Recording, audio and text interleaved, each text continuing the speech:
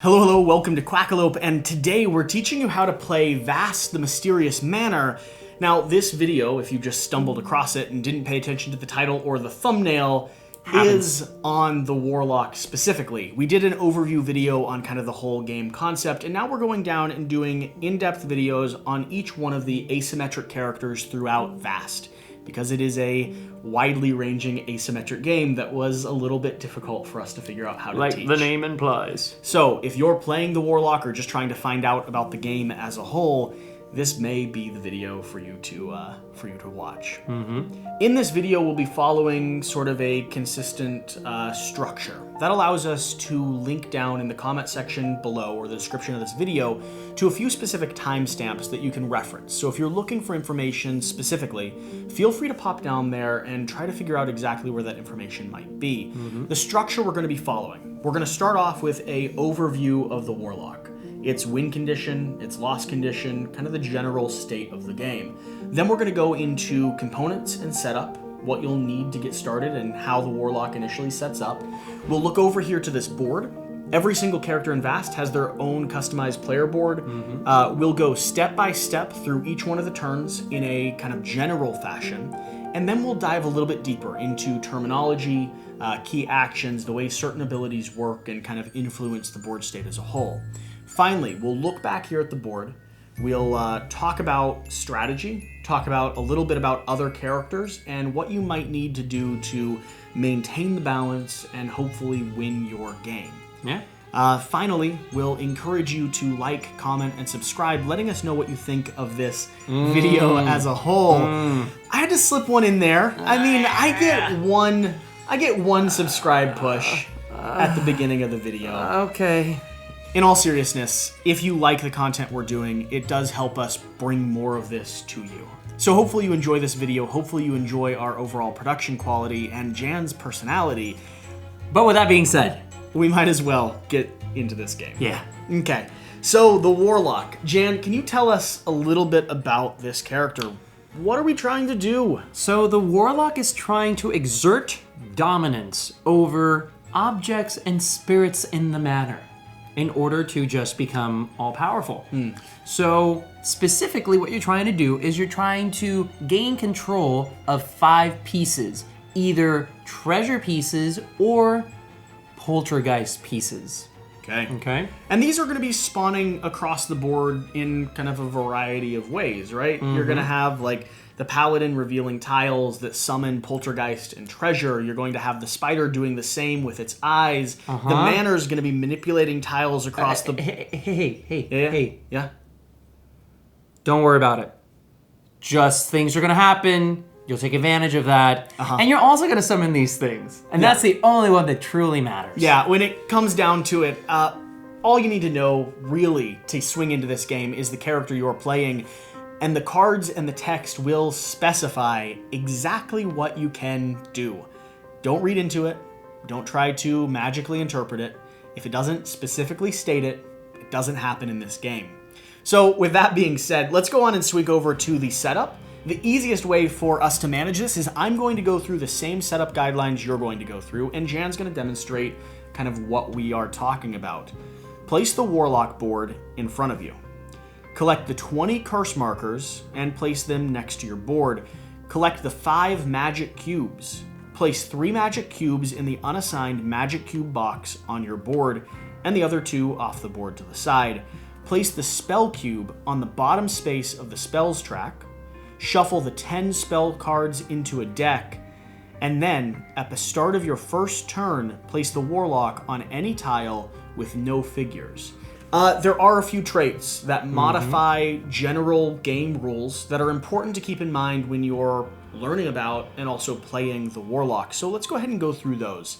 First off, the Warlock is a crypt walker. That means you can enter crypts, square spaces without tiles.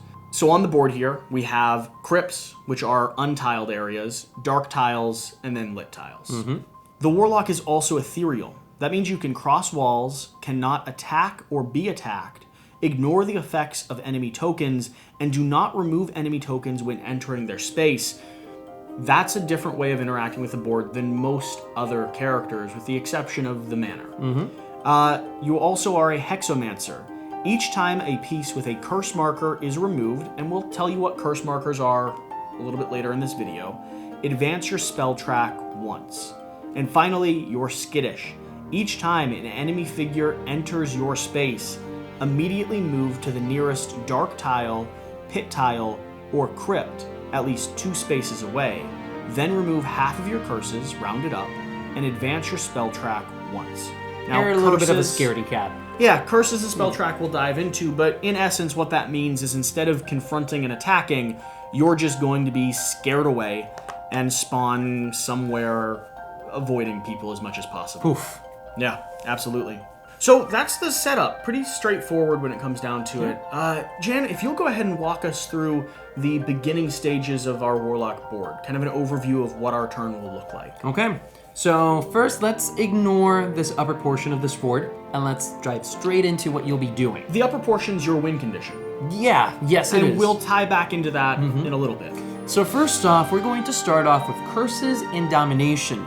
This portion of the turn is really one of the most complex portions of the Warlock, and it's really where you're going to be reaping reward. Afterwards, you're going to, for every 3 spell cards in your hand, you're going to play one of them and then discard the other 2. Spell cards are very good because they're going to give you additional things you're going to be able to do on your turn, but we'll get to this later. Afterwards, you're going to collect all your magic cubes from the board. Those sound lovely. Oh yeah, magic cubes are awesome. Magic cubes are more things you can do on your turn. Oh, okay. So they're like little extra abilities that you can take. So you'll start off the game of only 3, but depending on how you dominate pieces, you might gain some more magic cubes as you move forward. Okay. So pretty good. After that, you're finally going to take actions by placing those magic cubes on particular spaces on your board, and yes, you are able to stack those magic cubes and repeat those actions during your turn. And so you start with 3. So are those the 3 that you could assign to start? Yeah. Okay, so that's a general overview of the gameplay. I think there's one element we really need to go over before we can really understand what each of these things do, and that's what we're trying to do. So let's touch base on this top row now, on curses. What is a curse, and how do we generate curses in order to dominate figures? This is one of the more interesting mechanics in the game, and it's one that requires a little bit of a visual explanation to really get a feel for. Okay, so the Warlock has this particular skill called hexomancy, right? And essentially what hexomancy does is that it creates sort of a network of pieces that you're going to be able to manipulate in specific junctures of the game. Depending on how many pieces you have in your network, you're going to be able to add that amount of curse tokens. So these right here, these represent curses. And what you want to do is that you want to try and accumulate curses on particular objects on the board. So the more curses you have, either on a Poltergeist figure or on a treasure figure, the closer you'll be to achieving your win condition and one of the 5 stats that you have right here. So up the top here, it indicates that we get special actions for doing some of these stats. Some are easier and some are harder. There's 3 curses, all the way up to 6 curses underneath one of these tokens. Once you have that amount of designated curses placed, you're able to dominate and bring this over into your own area. Talk a little bit about how we might go about placing curses and how these kind of networks build out. Yeah, and other ways that we're going to be able to advance, because curses also allow you to kind of move up tracks that are super important for your particular character. So essentially at the first phase, called the curse and then domination phase, you'll start cursing. So that brings us to networks. Now, an interesting thing with the Warlock is it is the only figure, as far as I know, that doesn't deal with near adjacency. Instead, it deals with all surrounding tiles, and that is a key term that you need to remember. Almost everyone else playing the game with you will be focused on what's adjacent to them. You'll be looking at your network based on what's surrounding you and surrounding other members of your network. The trick is being able to draw a straight line from the center of one tile into a tile you're in, into another tile with either a treasure or a poltergeist, and then continuing that chain. So for instance, on the board right here, we have a chain of 1, 2, 3, 4, 5. If this treasure was shifted down 1, and let's say this poltergeist was shifted over 1, we would now only have a chain of 2. Yep. Or for instance, let's say this paladin was having a rather bad day and swung in here and killed this poltergeist. We would now only have a network of 2 because the poltergeist has been killed and this treasure is no longer connected to our pattern. Another way that you can remember it, that maybe was a little bit easier for both of us, was to think of it as radar blips in a way. So from the center of the poltergeist, a radar blips out to every surrounding tile. That echoes at everything it hits that's part of the network, the treasure chests and the poltergeists. Yep. Either way of remembering it works. Yep. As long as you remember the key term surrounding. Once you figure out your network, you're going to be able to place whatever curses you've been able to accumulate during your turn onto the characters as evenly as possible, and that's important because the game is incentivizing you or implying that you really need to spread these out as best as you can. Now, how do you go about gaining curses? So that's all going to be considered during your action step. So, the way that this is going to work, when you get down to your action step, you'll take steps that deal with your network, that gain you curses, that then go onto your player board here in this zone. Yeah. Those curses, at the beginning of your next round, are what will be distributed to your network as evenly as possible, that then allow you to dominate. So the example in the rulebook that we referenced is basically deals with a scenario like this. Let's say you did something that gave you 3 curses this turn. Those curses go onto your board, and then other players resolve their turn. Let's say the spider moves in and deals with this treasure in some way. Well, then I only have 1 poltergeist connected to my current network at the start of my next turn. Those 3 curses will then come over, will be placed underneath this poltergeist, and I, if I wanted, would then be able to dominate and bring that over here. So part of the balancing act for you is growing your network to unlock and gain curses, and then manipulating the tiles in a way that shrink your network, or convincing other players to do that for you, so that you can dominate the figures and the treasure chests that you need to win the game and unlock abilities. So back up here at the top, the curses and the dominating of poltergeist and treasures. Let's go ahead and round off that section before we move down to the rest of the actions. Oh yeah. So the dominating pieces is going to escalate in terms of its complexity and the type of abilities it's going to give you. Starting off from the left and moving all the way towards the right, and from my understanding, you can actually gain these in any order. Gain them in any order. Just some are more difficult, some are a little bit easier to accomplish, and the same goes with the powers that they unlock. Yeah. So on the first space here, we're gonna have 3 curses or more. So if you ever collect 3 curses or more, you're able to take that piece directly and now add it here. Once you do, your sneak now moves up to 3 spaces. Pretty good. Great, so it increases your movement action. What's the 4 courses do? So 4 curses, the first is going to allow me to discard 1 played spell to draw 3 spells. Okay. Okay? So you get rid of something on your board, That might not be useful anymore. and you get the option to draw up and play something else down. Yeah. Okay. The next one is actually going to gain you a magic cube, and remember, magic cubes are more actions on your turn. Yeah, so this is going to unlock a action that you'll take at the 4th phase of the game. Number 5. 5 is going to get you another magic cube. Okay, so there's another action. And number 6. Remove only 1 curse when a figure enters your space. So that 6th one is really powerful. What that's doing is, if you remember, you're skittish. So if someone enters your space, you're going to run away. Yep. Well, if we have 4 curses here, if you get scared and you run away into the darkness, you're going to be removing these, rounding down. This makes it so you only lose 1 of those tiles if someone kind of enters your space and gives you a spook. Which means you're not as scaredy cat as you used to be. You're a little bit braver than you used to be. Building up that heart. Could all use a little bit of that. Yeah. So after we have all that, it's important to note, losing curses from the board isn't really all that bad. Well, losing curses from your board is certainly bad.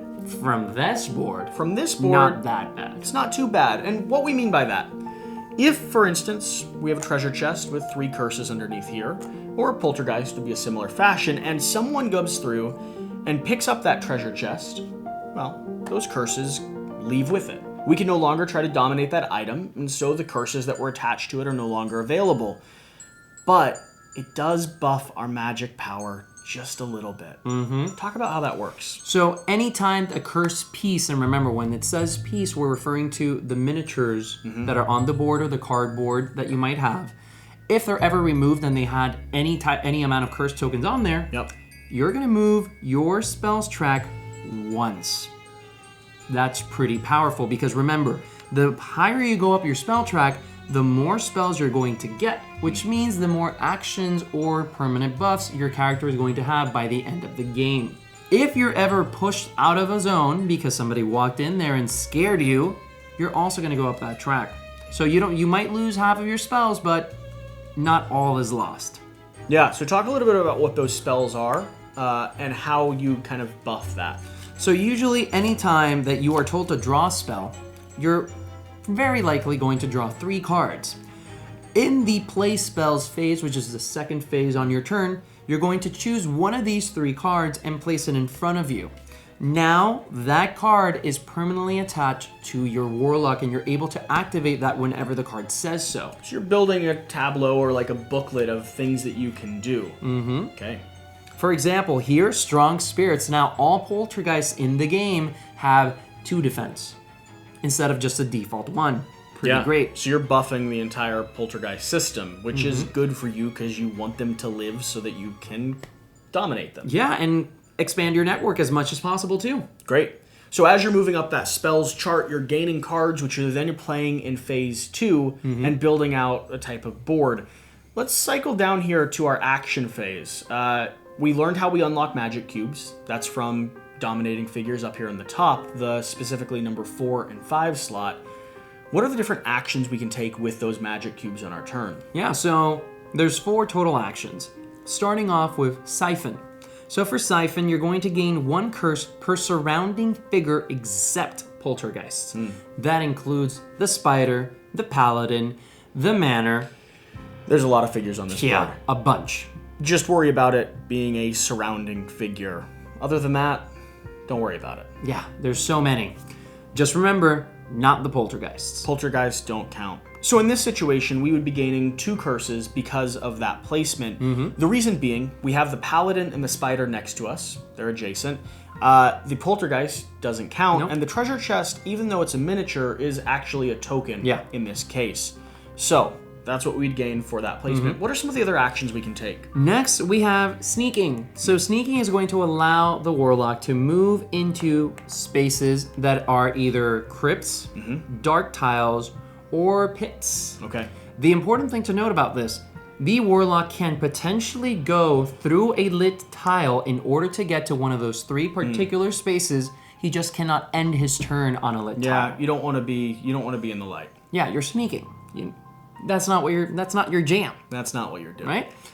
Next, we have Conjur Treasure. So Conjur Treasure is interesting because this is going to be dependent on how many Poltergeists you have on your board. So when you activate this action, you're going to place 1 treasure on a surrounding dark tile with no figures. Then you're going to take 1 curse marker from the supply per Poltergeist in your network and then place them under the treasure. So let's go ahead and do this. I'm going to conjure 1 tile on a dark tile that's surrounding me that currently has no other player on it. I'm then going to get curses based on the amount of Poltergeist in my network. So let's go ahead and figure out how many Poltergeist we have in our current network.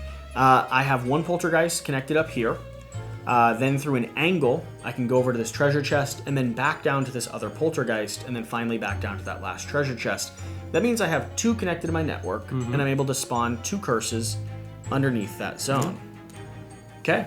And so important to note that these 2 curses come from the supply and not your specific curses on your board. Yep. And then what's the final action down there? So the final action is actually going to be Summon Poltergeist. So you'll be able to place 1 Poltergeist on a surrounding lit tile with no figures on it. Well, if we inch this guy out of the way, we can demonstrate that there's a surrounding lit tile. We're able to place a Poltergeist there. And now your network grows. So that all being said, we've covered the Warlock. Let's bring it back to this main board. What are some of the strategies or tips that you have for someone playing the Warlock in terms of getting to end game? This one isn't overly complicated. but it seems like a hard one to actually get to the finish line. Yeah, so as a warlock, you have to have a good understanding of the table and how people are playing the game. You have to have a thorough understanding of, okay, so I know where the paladin is going. I have a feeling I know what the spider's trying to do.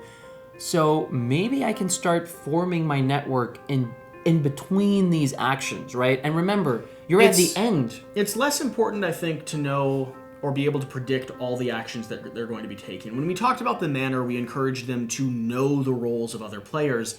In this case, I think it more has to do with know that your poltergeist and your treasures are going to be attractive to some players and obstacles to other players. Place them in potentially inconvenient spots if you want people to pick them up, remove your curses, give you special abilities. Place them in areas that aren't getting a lot of traffic if you want to try to dominate a figure as early on in the game. That's really the crux of it, right? Yeah, and really it's about gaining those curses early on and trying to dedicate them to certain portions as quickly as you can. Now, as far as your strategy would go, where would you try to kind of focus your curses? Would you be going for some of those higher end curses early on in the game? I think initially I would really try to gain one of those magic cubes if I could. Exactly where I was leaning. Yeah. In a game like this, just having an extra action every turn can unlock some really powerful abilities and get you the curses that you need to get some of the top tier things. And another thing that you could potentially do at the beginning of the game, if you want to go a completely different route, spell cards can be extremely powerful.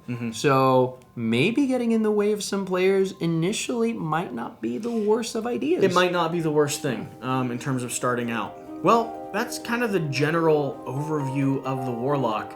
An interesting kind of spatial puzzle to figure out on this game with a lot of other chaos running around.